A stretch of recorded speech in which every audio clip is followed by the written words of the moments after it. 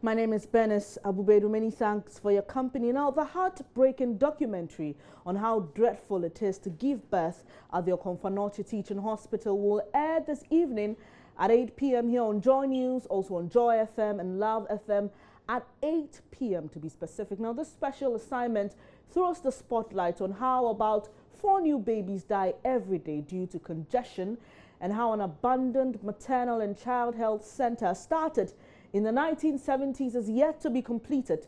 Ahead of the airing of this piece put together by Seth Kwame Boateng, Love FM's Erastus Asaridonko has been speaking to some patrons of the Okomfo Teaching Hospital.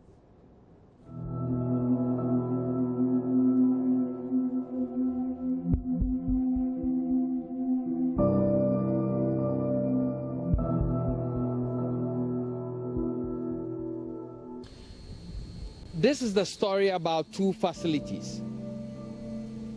One is a challenge, the other is a solution to the challenge. Now, just to my right here, up this hill, is Okomfo maternity block, the old one. The challenge there, the lack of space, the congestion, mothers have died, babies have lost their lives because of lack of space. Doctors will have to choose at what time to attend to who goes first. Many mothers who have just delivered sleep on the floor. Some lie side by side on one single maternal bed to receive drips. This is a challenge, but the solution to that challenge is the building behind me. This tall edifice is a 1,000-bed capacity maternal block. That is a solution to Okomfo maternal space congestion problems. It has been sitting here in the elements for over 40 years. It was started in the Champon regime. Successive governments have paid a lip service to its completion. Now, the special assignment, the documentary Next to Die, seeks to put a spotlight on the completion of this project as a panacea to Okomfo congestion problems at its maternal department.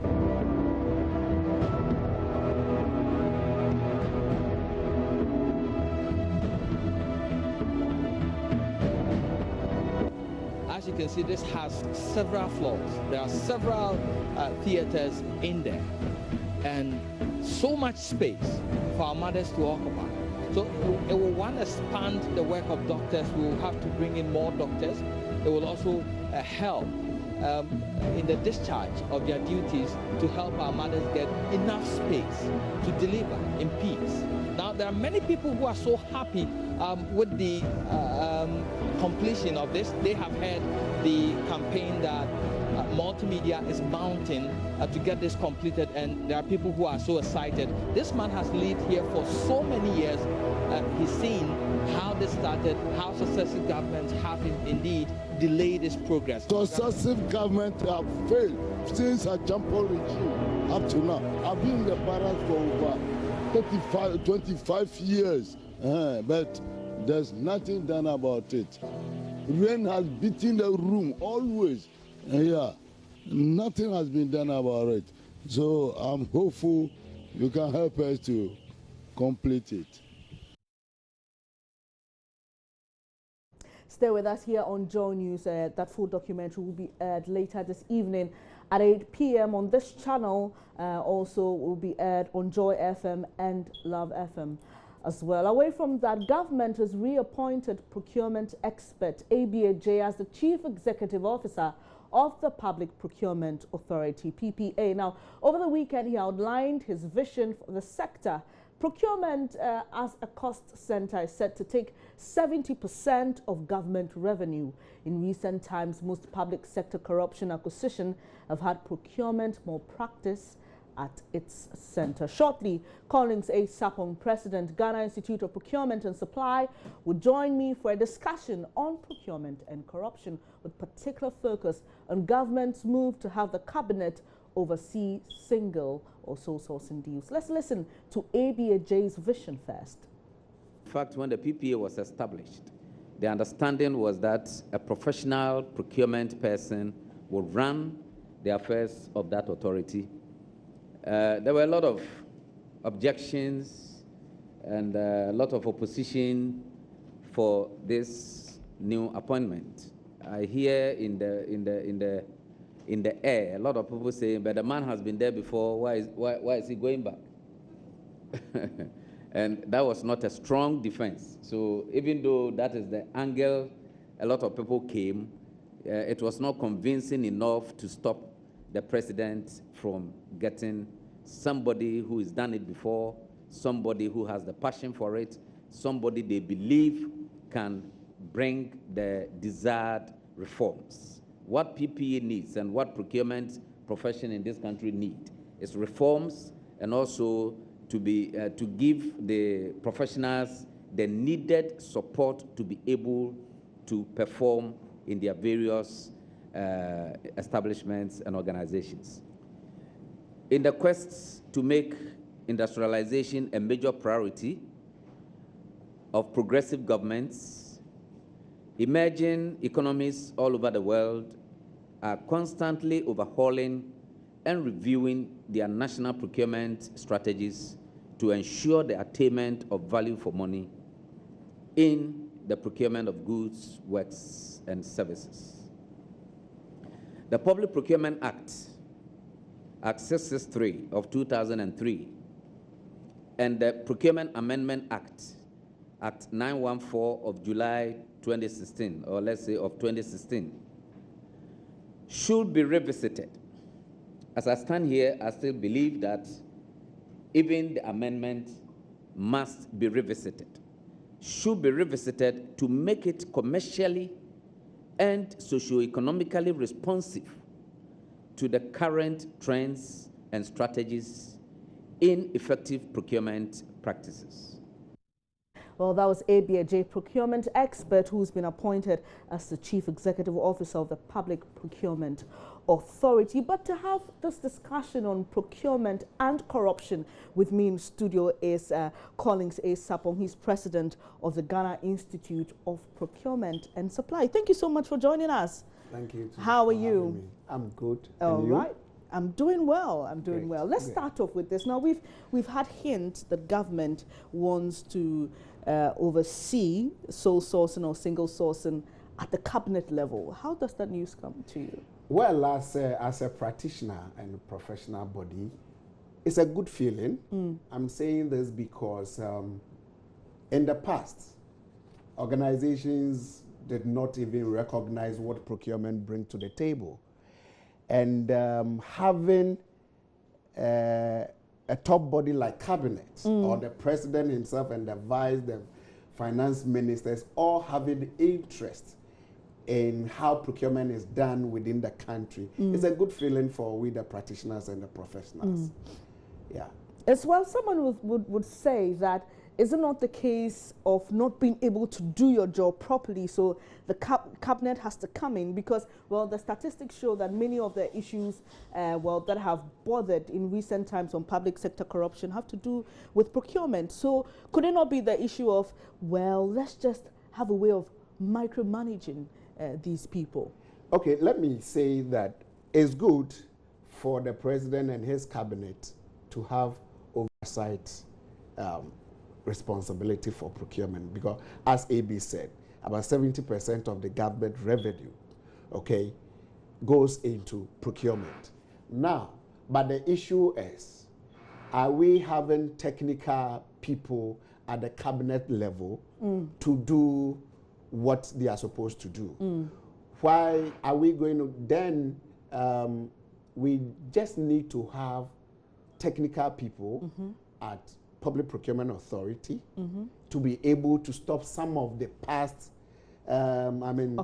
occurrences where everything was done through sole sourcing. I think that is why the president and his cabinet think that, look, before a sole source, and mind you, the statement didn't say that they're going to oversee all procurement practices within the country, but they were saying that anytime there's going to be a single or sole source, then cabinet want to have oversight responsibility, or they will look at it before it moves to PPA, which is good for me. But when you look at it, procurement is a strategic function where we always have to try and reduce costs. At the cabinet level, it means that you've brought another level which may have some cost inherent, because I've not heard any technically oriented person at the cabinet level, like the CEO of PPA. So are they going to have an advisor, a procurement advisor at the cabinet level, or are they going to appoint a procurement minister of state to advise cabinet whenever they want to look at some of these things? Because there are technicalities in taking decisions and applying procurement methods. So for you, so for me, it's better we equip PPA with the people with the right skills and technical background, so that they will do the work for cabinet. Again, we just need cabinet commitment. Okay. That when we insist on the right thing, okay, or people that will be found misprocuring will be punished. But Collins, what do you think has informed this decision? I mean, what is wrong at the PPA for, you know, for cabinet to say let's oversee this? What do you think has caused this? I think in the past we had a lot of sole sourcing. I think one classic case that everybody is aware of is the Bas Brandon saga, where everybody thought that, look, this shouldn't have gone through single source or the sole source that they use. So I believe that the new government thought that, okay, then people were not doing their work well. So before a sole source or single source is approved, we want to have a look at it. But at what level are you allowed to sole source? I know, for example, if that organization is the only organization that can render that service or provide the good, then it's a single source. Okay. But what are the other reasons? What should go into deciding that, well, this should be sole sourced? Okay, sole source, or, you know, there are technically difference between single source and sole source. Sole source is when you have only one dealer or supplier in that item. Okay. When you talk of single source, it means that you have other suppliers within the market, but the situations at hand called for you working to one of them to deliver. One of it may be dependent on emergency. Let's say there is a disaster in the country and we have to get relief item. Okay, do we have to use 6 months to go through the procurement process? No. So then when we know that there is a vendor that can provide such items, we can use sole source. Again, we have what we call contract extension. Let's say the person has the contract already. They are already on the job doing it. Then there's the need to increase the scope of work of that contract. Then you can just go ahead to that person. Are you getting the point? I get you. So sole source or single source is not wrong. It's a method. But you need to have the situations present before you applying it. But as it is, we saw that some deals were just going through sole source, like the Bas Brandon.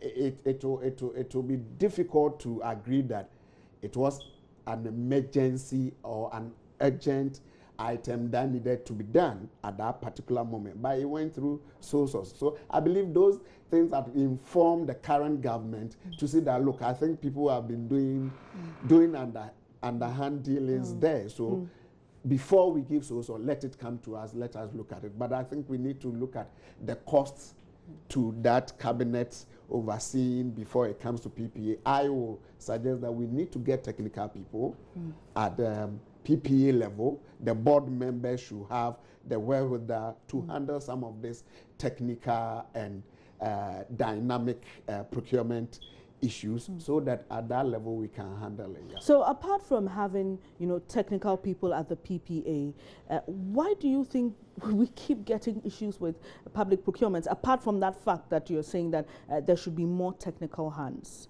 Looking at our system in this country, bringing every stakeholder to play, what do you think is the reason we keep getting issues with procurement? Well, you see, I always say this.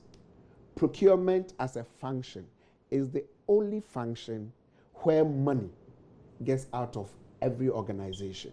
Money, and it is physical money. Are you getting the point?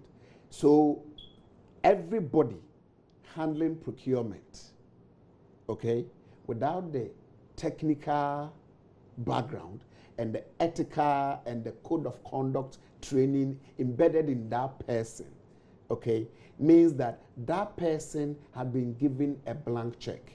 So if you don't have the right people with the right ethical background running procurement issues, they may think that that's a revenue stream for us, okay?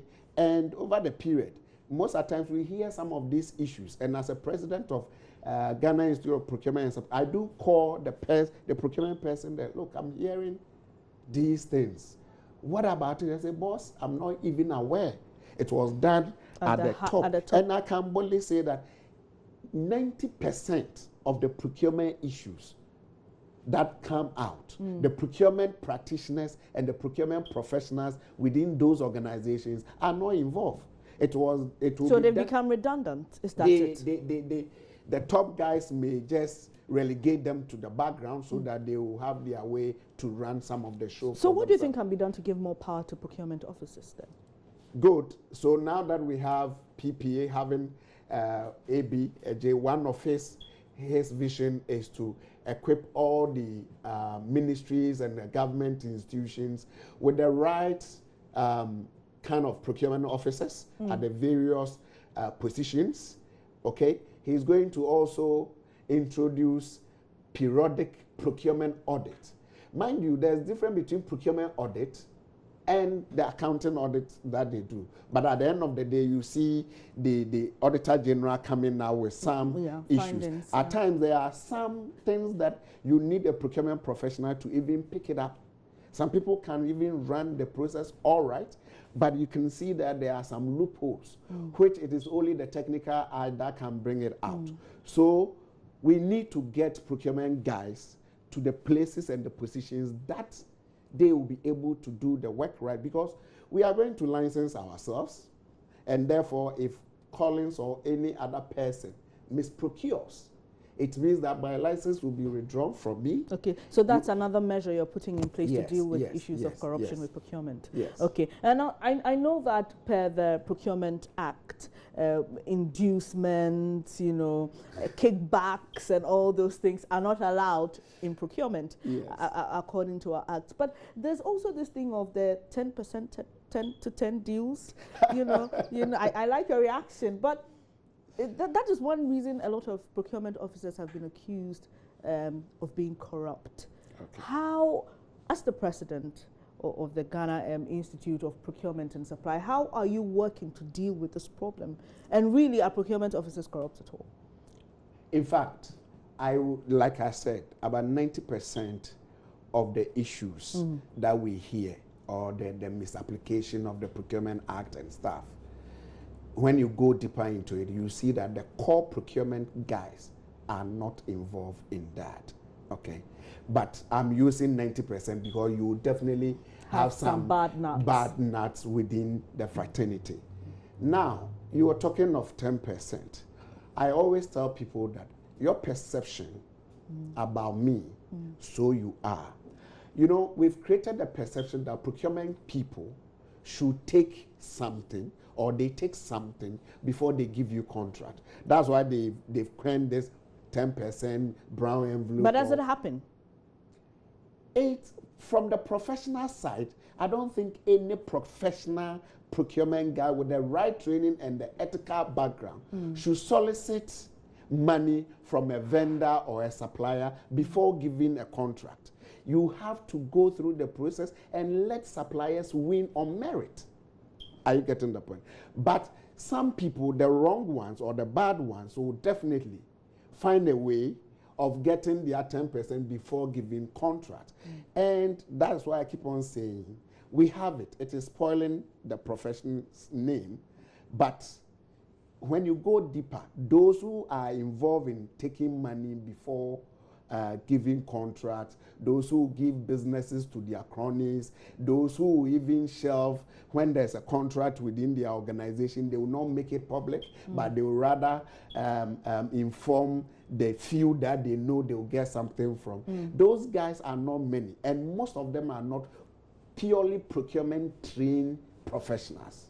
Talking about professionals, you know, in some professions, and let me come to mine, there have been a lot of issues with regards to training and practice. The argument that, well, a lot of people practice journalism but are not trained. Let me bring that to your sector in procurement. Do we have professionals? What is the standard before someone is given the job as a procurement officer? Are they really qualified? Do we have the professionals doing the job? We call, that is why we have Ghana Institute of Procurement and Supply, because over the period we've seen that we have some people who had gone through school, okay, to learn procurement through and through. Like me, I'm a chartered procurement person from United Kingdom, okay? And I've done procurement all my life. But at times people chance the profession on the job. Maybe they've come after within national service, they come to the organization, they've been posted to the procurement department, they see that, oh, there's a nice work, so they remain in the procurement department. They do good work. Before you know, they've been promoted up to the point of heading the procurement department. So you may have an accountant heading a procurement department, you may have a lawyer, a historian, a psychologist, or maybe working their way through and becoming procurement heads, where they do not have this core training, okay, where the ethics will come in, where the code of conduct to procurement will come in. So they are there doing their work. Okay, so we have people like that. And we have some engineers too that they just move into procurement, and we need those guys. So at the end of the day, we want to bring all these practitioners and the professionals together so that if you really you are interested in procurement as a practice, then this is the way it should go. All right. So we train everybody and for them to fit into. All right, not to cut in, I'll let you land on that point, but let me go on to the phone lines quickly and speak to ABAJ, who is Chief Executive Officer of the Public Procurement Authority. Hello, sir. Thank you for your time this morning. Thank you very much. All right. So what do you make of Cabinet overseeing single source deals? Well, I don't think we can put it in that context. If my understanding of what was mentioned by the finance minister when he was reading the budget statement for 2017, my take on it is that they are trying, or by that policy, entities and institutions seeking to request sole source procurement method beyond a certain threshold may have to get that request through Cabinet for Cabinet to analyze it and satisfy itself that, one, the procurement is in order, it is in line with government policy, and that much due diligence has gone in, and then eventually forward the request to PPA. But Mr. J, is that not supposed to be the PPA's job? So that is what I'm saying. The Cabinet in that process is not granting approval. You see, the government wants to be in charge of what its institutions and agencies are going to procure, especially when you talk of 50 million contracts. These are major, it could be infrastructural projects and the like. So as a government, and for that matter, the Ministry of Finance wants to be very much in the picture, you know, right from the onset when these procurements are envisaged, so that the minister will not be there to see Ministry of Energy having gone in to sign a contract to bring in new power plants and stuff without their knowledge. So for me, what they have said does not amount to usurping the powers of PPA, because the law, until amended, does not allow any other level of approval for procurement. and for that matter, not even cabinet. All right, Mr. But if cabinet, let me learn. Okay. But if cabinet thinks that they have a responsibility as a government to look at these envisaged, procurement commitments and then satisfy itself and be in the picture that they know about this procurement, and then eventually forward or request the entities. I believe it will not be the cabinet that will forward those requests to PPA. They will then give the clearance to the entities to forward their request after they have reviewed it to procurement, to go through the procurement processes for approval. That is my understanding. Okay, well, I appreciate your understanding, sir. But Mr. Ejay, does this come across to you as still government is trying to suggest that the PPA is not doing their work well? Maybe let me put it this way. I believe that the government has observed that both the entities who have this request or who have these procurements to make, and maybe the kind of due diligence that has to take place at the procurement entity in order to grant approval, perhaps the government has a certain understanding or feeling that the due diligence had not been adequately conducted in the past. That I can agree with the government from that point of view. All right, so now you've been reappointed Chief Executive Officer of the Public Procurement Authority. Let's find out, you've spoken about your vision, but with this issue of sole or single sourcing, what in particular are you going to do to address the issue? Because we've seen that most of the cases of corruption arise from this particular issue. Okay. You see, let me put it this way. No government can operate without applying sole source procurement method in its governance. Okay? No government, nowhere in the world. Therefore, sole source continue and will continue to be a legitimate method of procurement. I want everybody to get that understanding very clear. Sole source is a legitimate procurement method and will at all times be applied in accordance with the provisions under which they are supposed to be used. Maybe what has happened in the past is that there have been lack of due diligence in making sure that the appropriate provisions under which they are to be applied were applied. And I, as the new Chief Executive for PPA, will ensure that every sole source application will go through the due process, the necessary due diligence, extensive for that matter, due diligence will be undertaken to make sure that we obtain value for money. So I cannot tell anybody anywhere that sole source can never, ever be granted, or approval can never be granted for sole source application. That is never going to happen. Before I let you go, Deputy Majority Leader in Parliament, Adwoa Safo, is reported to have asked that the amendment for the Public Procurement Act be pushed, and that will give you, the Procurement Authority, some powers to conduct value for money sole sourcing. What's your reaction to this, sir?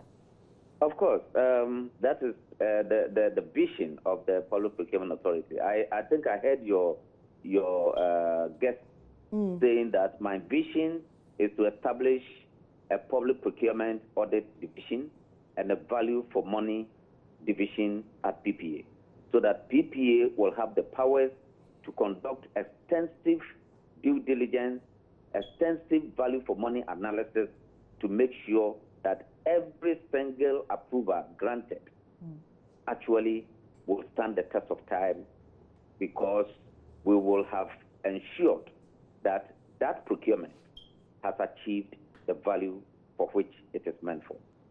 But you and need, therefore, I support Honorable Adwoa Safo's angle 100%, and that is about the way we want to see the PPA operate.